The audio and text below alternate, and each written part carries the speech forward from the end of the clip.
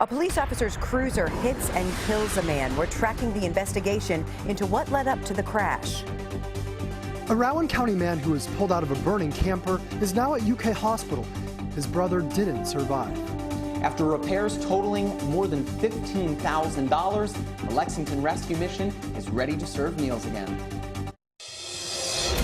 Tracking, alerting, protecting. This is WKYT News at 5. A man is dead, hit and killed by a car while walking to a friend's house. The driver who hit him, a police officer on his way to work. It happened last night on U.S. Highway 150, just outside of Crab Orchard. Today, we're hearing from those who knew that victim. WKYT's Phil Pendleton has more in our top story at 5. Howard Robbins, who went by Robert, was walking along Highway 150 here when he was hit and killed by a car. And we're told that the man behind the wheel was a Stanford City police officer on his way to Stanford to begin his shift. Officer Travis Richardson was on his way to work in his issued Stanford police cruiser when police say he hit 69-year-old Howard R. Robbins. We're told that Richardson immediately called 911 and performed first aid on Robbins. He was taken to Fort Logan Hospital where he died. Robbins lived on Duval Lane just outside Crab Orchard, and his neighbors say he walked everywhere. About 9:30 Thursday night, we are told he was on his way to a friend's house when the collision happened. I didn't know he'd been out walking that late of the evening. You know, it's hard to see out there, and he probably didn't have no bright clothes or nothing on. The coroner says Robbins was dressed mostly in black. Police haven't said if Robbins was in the roadway or on the side of it. Robbins lived alone and he was retired. We are told that he walked everywhere. Much more on his life and how he's being remembered coming up at 6 o'clock. But for now in Lincoln County, Phil Pendleton, WKYT. Funeral services for Robbins have been set for 1 o'clock next Wednesday at McKnight Funeral Home in Crab Orchard. An early morning fire kills one brother and leaves another in the hospital. The fire started around 4:30 this morning at a camper on Baber Wages White Road north of Moorhead in Rowan County. Neighbors managed to pull the survivor from the burning camper, but they could not reach his brother. WKYT's Mark Barber is tracking the investigation.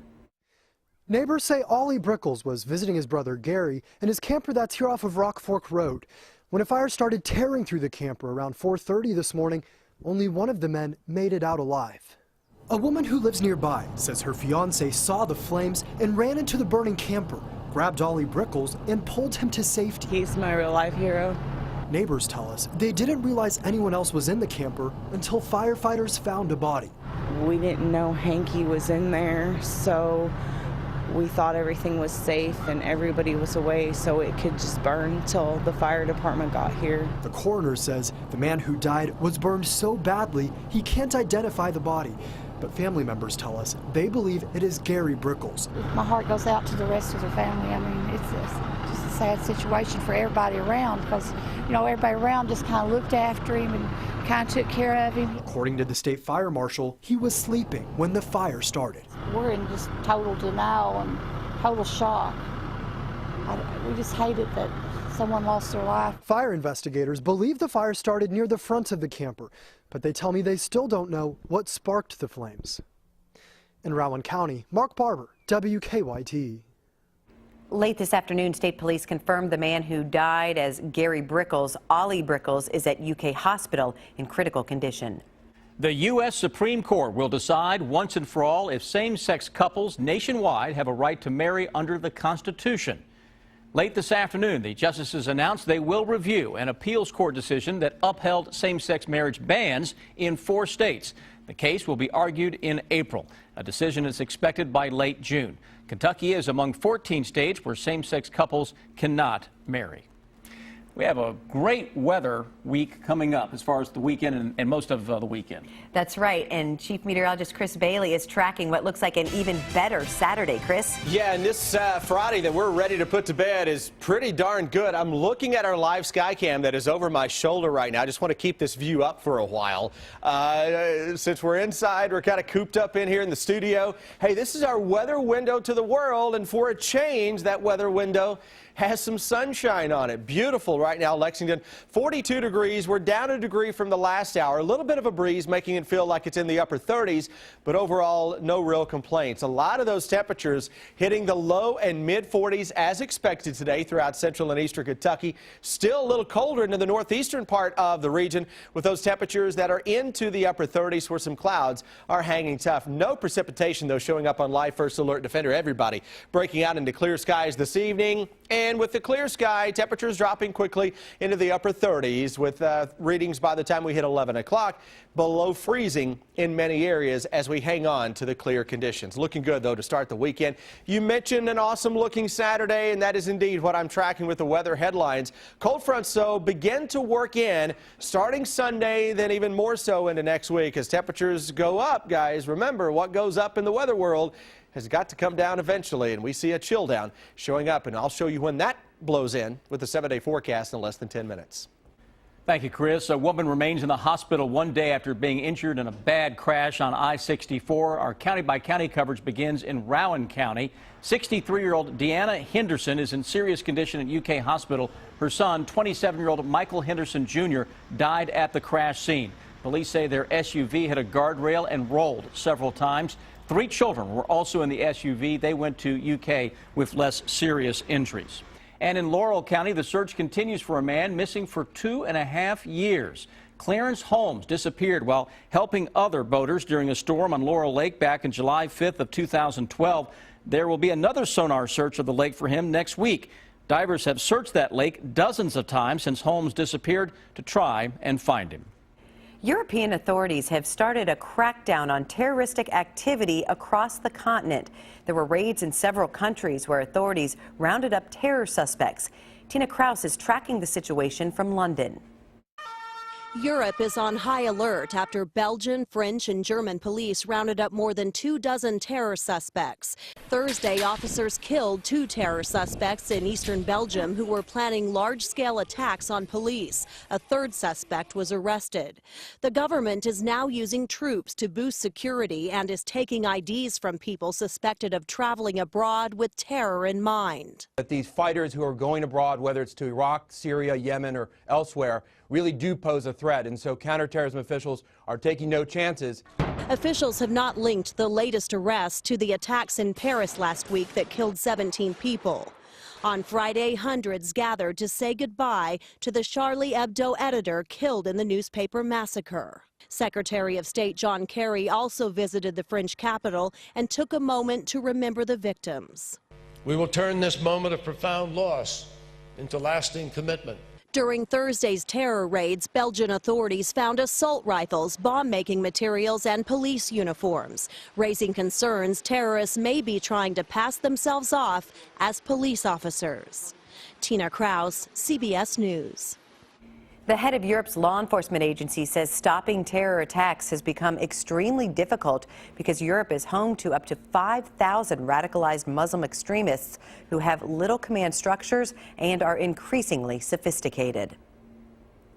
An Ohio man accused in a plot to attack the U.S. Capitol made his first court appearance this afternoon. Christopher Lee Cornell did not enter a plea during the hearing. An assistant U.S. attorney also said Cornell had packed his bags, collected money, and made travel plans to carry out the plot.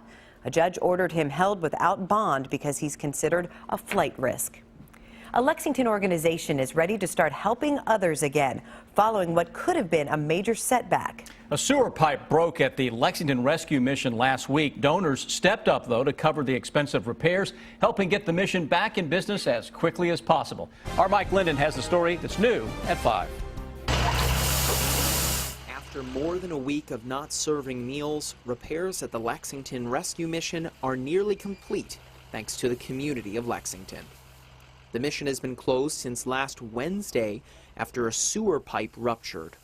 Without running water, staff at the mission couldn't prepare food for meal service. We now know the community will stand behind us whenever we do reach out for help. It's not often that we're in that position. People always help us, otherwise we wouldn't be able to offer the services that we provide here. The total cost of the repairs to the sewer line was more than $15,000. Most of which was covered by community donations. After a week of all of the staff at the rescue mission sharing one single porta potty, this was a sound that employees were glad to hear after the pipe was repaired.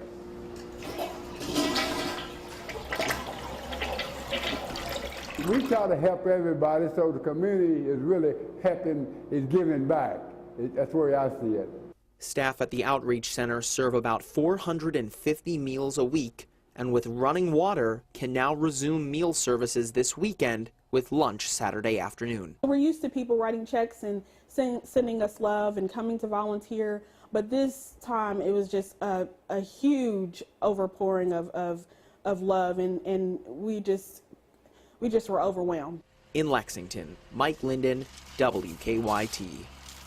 And the mission is serving spaghetti with meat sauce for lunch tomorrow, Saturday. If you want to donate to the mission, just look for this story on WKYT.com.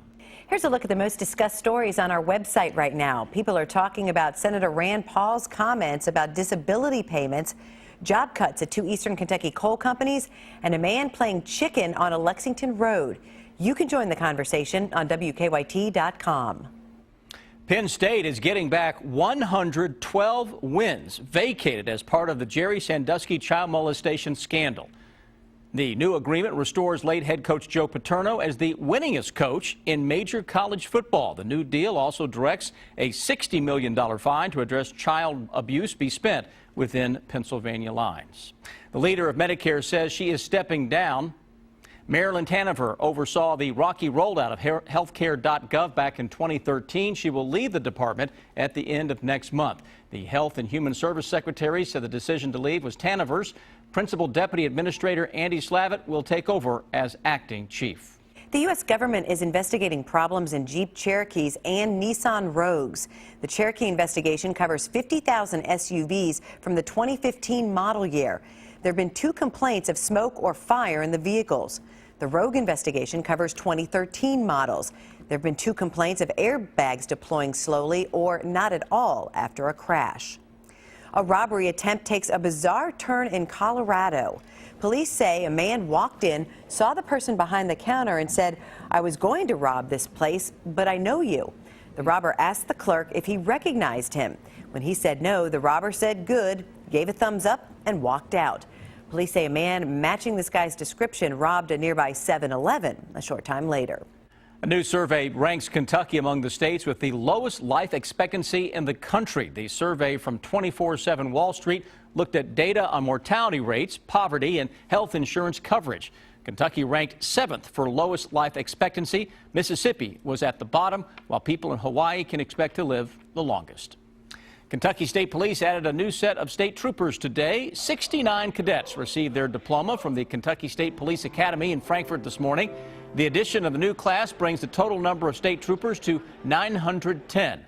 One of the graduates we talked to says this day is a lifelong dream come true. To be honest with you, I've been waiting for this moment since I was probably about 7 or 8 years old. So it's been a long time coming. I'm not very old, I'm just 22, but it's still been a long time coming to me. It's one of the proudest moments of my life so far. The new troopers began 23 weeks of training back on August 3rd.